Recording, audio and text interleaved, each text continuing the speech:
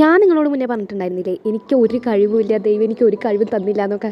പക്ഷേ at last ഒരുപാട് നാളത്തെ പരിശ്രമത്തിന് ശേഷം ഞാൻ കണ്ടുപിടിച്ചു എൻ്റെ കഴിവ് എന്താ. സത്യത്തിൽ ദൈവം എനിക്ക് ഇൻബോൺ ആയിട്ട് ഒരുപാട് കഴിവുകൾ തന്നിട്ടുണ്ട് ഗൈസ്. അതിൽ ഒരെണ്ണം ഞാനിന്ന് പറഞ്ഞുതരാം. ഐ ഹാവ് എ പഠിക്കാതെ കിട്ടിയ PhD ഇൻ കുനിഷ്ഠ റെക്കഗ്നീഷൻ എന്ന് വെച്ചാൽ എന്താണെന്നല്ലേ വിശദീകരിക്കാം.